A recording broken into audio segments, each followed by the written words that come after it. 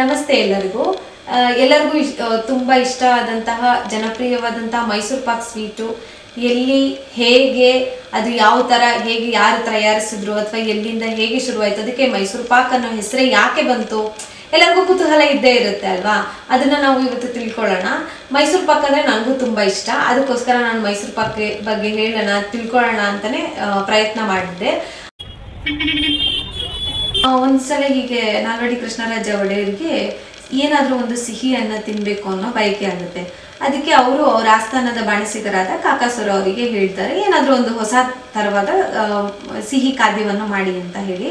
ಅದಕ್ಕೆ ಅವರು ಆಯ್ತು ಸರ್ ಪ್ರಭುಗಳೇ ಮಾಡ್ತೀವಿ ಅಂತ ಹೇಳಿ ಅವರು ಅದನ್ನ ತಯಾರು ಮಾಡಕ್ಕೆ ಅಂತ ಹೋಗಿ ಅವರು ಈ ಕಡಲೆ ಹಿಟ್ಟು ಮತ್ತೆ ತುಪ್ಪ ಎಲ್ಲದನ್ನು ಜಾಸ್ತಿ ಜಾಸ್ತಿ ಹಾಕಿ ಚೆನ್ನಾಗಿ ಸಕ್ಕರೆ ಎಲ್ಲ ಹಾಕಿ ಚೆನ್ನಾಗಿ ಮಾಡಬೇಕು ಅಂತ ಪ್ರಯತ್ನ ಮಾಡಕ್ಕೆ ಅಂತ ಹೋಗ್ತಾರೆ.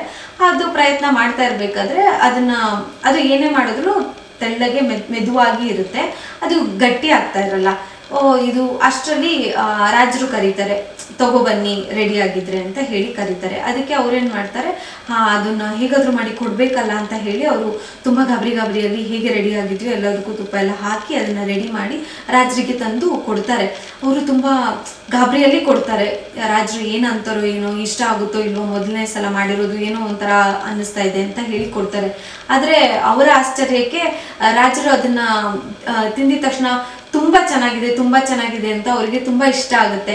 ಇದು ಏನ್ ಹೆಸರು ಅಂತ ಕೇಳ್ತಾರೆ ರಾಜರು. ಅದಕ್ಕೆ ಅವರು ಕಾಕಾಸುರ ಅವರು ಹೇಳ್ತಾರೆ, ಇದಕ್ಕೆ ಏನು ಹೆಸರಿಲ್ಲ ಮಹಾರಾಜ್ರೆ, ಇನ್ನು ನೀವೇ ಫಸ್ಟ್ ಅದನ್ನ ಇದು ಮಾಡಿರೋದು, ನೀವೇ ಹೇಳಿ ಏನಾದ್ರೂ ಒಂದು ಹೆಸರಿಡ್ಬೋದು ಅಂತ.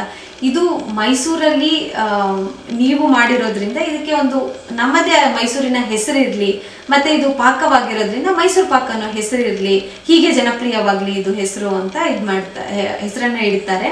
ಮತ್ತೆ ಇದನ್ನ ಅವರು ಕಾಕಾಸುರ ಅವರು ಜನರು ಕೂಡ ಇದನ್ನೆಲ್ಲ ಸವಿಯನ್ನ ತಿನ್ಲಿ ಅಂತ ಹೇಳಿ, ಎಲ್ಲರೂ ರುಚಿ ನೋಡ್ಲಿ ಅಂತ ಹೇಳಿ ಅವರು ಮೊದಲನೇ ಬಾರಿ 1936ರಲ್ಲಿ ಗುರುಕೃಪಾ ಅನ್ನೋ ಒಂದು ಇದರಲ್ಲಿ ಅಂಗಡಿಯನ್ನ ಶುರು ಮಾಡ್ತಾರೆ. ಮತ್ತೆ ಅವರ ಮಗ ಆದ್ರ ಬಸವಣ್ಣನವರು ಇದನ್ನ ಗುರು ಸ್ವೀಟ್ಸ್ ಅಂತ ಹೇಳಿ ಒಂದು ಅಂಗಡಿಯನ್ನ ಓಪನ್ ಮಾಡಿ ನಾವು ಮೈಸೂರಲ್ಲಿ ಇದನ್ನ ನೋಡ್ಬೋದು. ನೀವು ಅಲ್ಲಿಗೆ ಹೋದಾಗ ಅದನ್ನ ತಗೊಂಡ್ ಬನ್ನಿ, ಅಲ್ಲೇ ನಾವು ಇದನ್ನ ತಿಳ್ಕೊಂಡಿದ್ದು, ಇದ್ರ ಬಗ್ಗೆ ಎಲ್ಲ ಮೈಸೂರು ಪಾಕ್ ಬಗ್ಗೆ ಎಲ್ಲ ನಾವು ಅಲ್ಲೇ ತಿಳ್ಕೊಂಡಿದ್ದು. ಎಷ್ಟು ಕ್ಯೂ ನಿಂತಿರ್ತಾರೆ ಅಂತ ನಿಮಗೆ ಅಲ್ಲಿಗೆ ಹೋಗಿ ನೋಡಿದಾಗೆ ಗೊತ್ತಾಗುತ್ತೆ.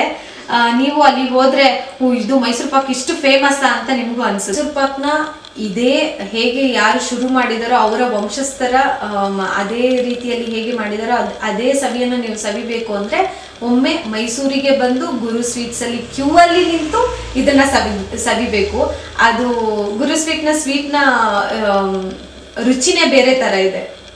ನಾವು ಕೂಡ ಗುರು ಸ್ವೀಟ್ನ ಇವಾಗ ಮೈಸೂರು ಪಾಕನ್ನ ಸಿಹಿಯನ್ನ ಸವಿದಿದ್ದೀವಿ.